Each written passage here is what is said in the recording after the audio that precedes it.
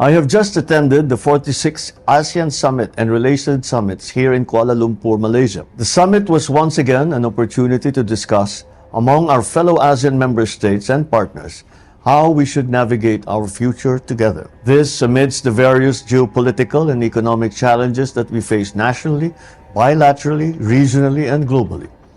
We discussed significant international issues and emerging challenges that not only impact our nation, but also the entire region, especially the West Philippine Sea. I reaffirmed that the Philippines will continue to defend our sovereignty, sovereign rights, and jurisdiction in the West Philippine Sea in accordance with international law. We continue to strengthen our partnerships with all countries who share our values and our commitment to peace and the rule of law. The leaders of ASEAN agreed to work as a whole towards the further advancement of ASEAN community building. We adopted the ASEAN Community Vision 2045, which sets out the future direction of ASEAN over the next 20 years, along with its accompanying strategic plans. We are collaborating with our partners to narrow development gaps and to promote inclusive growth, particularly for the marginalized, the underdeveloped, and vulnerable communities. We acknowledge the Complementarities Initiative, which maps the similar goals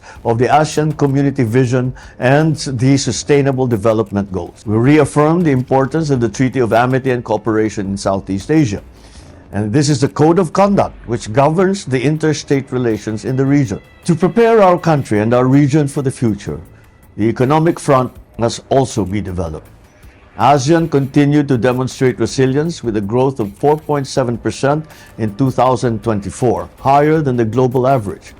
The leaders and I talked about the impact of the imposition of unilateral tariff measures, which pose a threat to a region as economically integrated as ours. We welcomed the establishment of the ASEAN Geo-Economics Task Force, which is an ad hoc specialized high-level advisory body which provides real-time analysis, strategic foresight, and actionable policy recommendations to support relevant ASEAN sectoral bodies. We reaffirmed ASEAN's collective commitment to a rules-based, open, inclusive, transparent, and non-discriminatory multilateral system. We strengthened our trade with external partners with upgrades in the ASEAN Trade in Goods Agreement, amendments in our free trade agreements, and utilization of the Regional Comprehensive Economic Partnership. We welcomed the issuance of the Joint Declaration on Economic Cooperation between ASEAN and the Gulf Cooperation Council.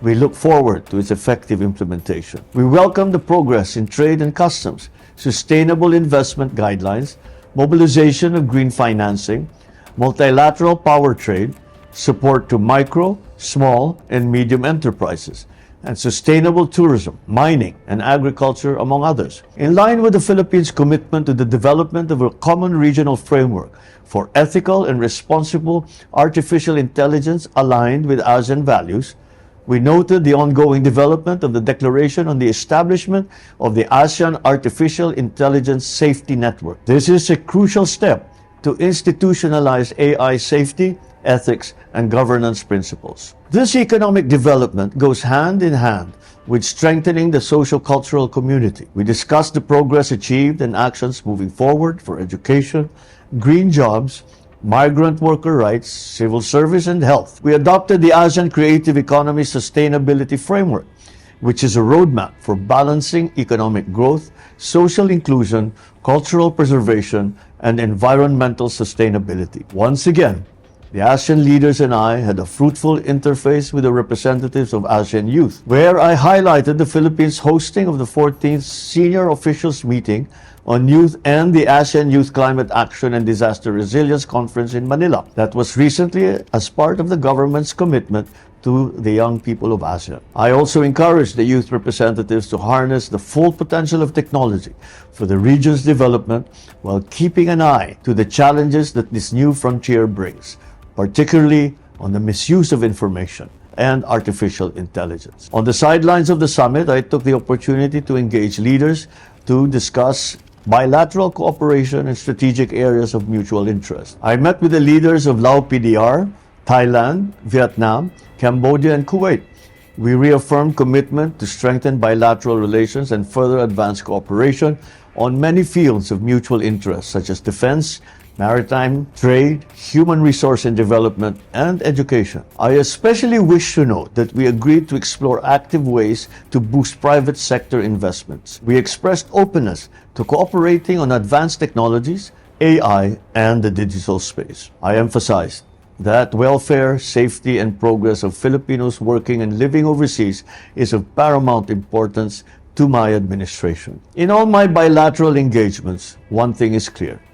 We have to continue to cooperate and to work together to navigate a future that presents us with many opportunities together with many challenges. The Philippine delegation and I are grateful to Malaysia, the chair of ASEAN this year, and our generous host for the successful 46th ASEAN Summit. As the 2026 chair of ASEAN, the Philippines looks forward to building on the gains of Malaysia's chairship and carry ASEAN forward as we navigate our future together. Maraming salamat at magandang umaga po.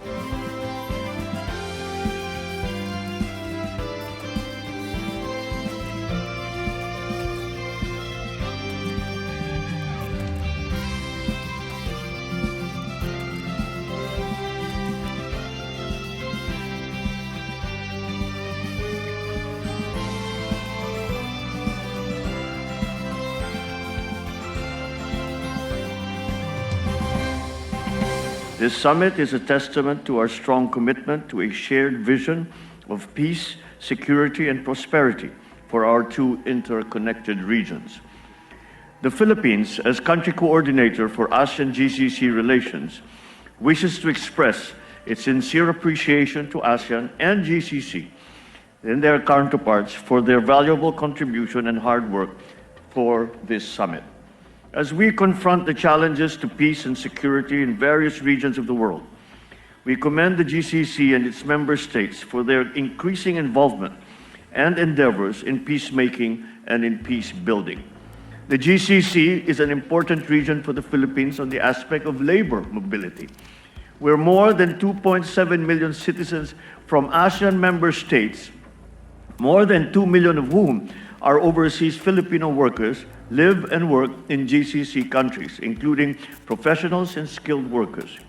As the Philippines prepares to assume the chairship of ASEAN in 2026, we are committed to deepening ASEAN's global partnerships, including, of course, with the GCC. We will build on the gains that we have made together and chart new paths for collaboration.